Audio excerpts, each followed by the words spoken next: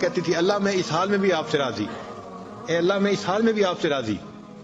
تو ایک آدمی نے یہ سنا تو بڑا حیران ہوا، اس نے اس سے پوچھا کہ تو کیوں کہتی ہے کہ میں اس حال میں بھی آپ سے راضی، میں اس حال میں بھی آپ سے راضی؟ اس نے کہا کہ میں طواف ختم کر لوں گی نا تو میں تمہیں اپنا واقعہ سناؤں گی۔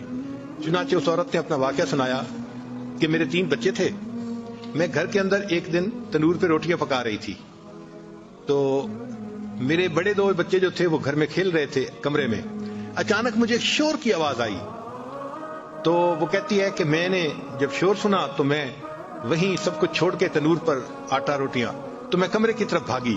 جب کمرے گئی تو میں نے ایک عجیب تماشا دیکھا کہ اس سے 1-2 دن پہلے میرے خاوند نے گھر میں بکری کو ذبح کیا تھا، اور جس چھری سے بکری کو ذبح کیا تھا وہ اس نے کمرے میں رکھی تھی۔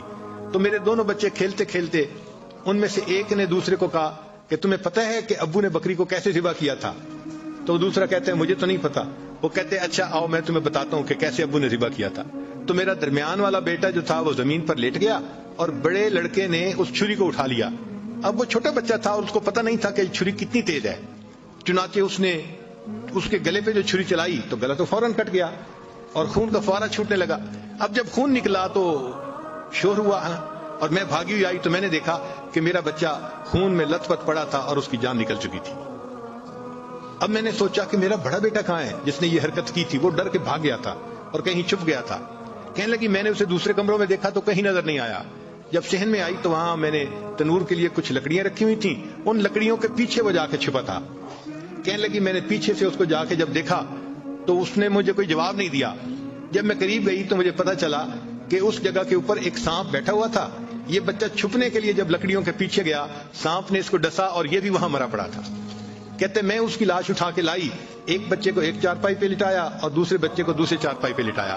پھر اس کے بعد میں نے فیل کیا کہ میرا تیسرا چھوٹا بیٹا جو کرالنگ کرتا تھا، رینگتا تھا، وہ کہاں ہے؟ وہ مجھے نظر نہیں آ رہا تھا۔ کہنے لگی میں اٹھ کے جب جو ہے تنور کی طرف آئی تو میں نے دیکھا کہ اس نے کرال کیا اور وہ تنور کے اندر گر چکا تھا۔ تو میں نے اپنے زندہ بیٹے کو آگ کے اندر پورا جلتا ہوا دیکھا اور وہ بھی فوت ہو گیا تھا۔ تو میں نے تینوں بیٹوں کی لاشوں کو چارپائی پہ رکھا، پھر ان کو نہلایا، ان کو کفن دیے۔ جب تینوں کے جنازے ایک دن میں گھر سے نکلے تو میں عمرے کے ارادے سے آ گئی۔ اب میں طواف کر رہی ہوں اور اپنے اللہ کو کہہ رہی ہوں اے اللہ میں اس حال میں بھی آپ سے راضی ہوں۔ آپ ذرا غور کیجئے نا اس ماں کے دل پہ کیا بیتی ہوگی کہ ایک دن میں جس کے 3 بیٹوں کا جنازہ گھر سے نکلے اور پھر وہ طواف کرتے ہوئے کہہ رہی ہے اے اللہ میں اس حال میں بھی آپ سے راضی ہوں۔ تو ہم نے کہاں غم دیکھے ہیں، کہاں تکلیفیں دیکھی ہیں؟ ہم نے نہیں دیکھی۔ ہمیں تو اللہ نے بہت سہولت کی زندگی دی ہے، بہت آسانیوں کی زندگی دی ہے۔ ہم تو جتنا شکر ادا کریں اتنا کم بنتا ہے۔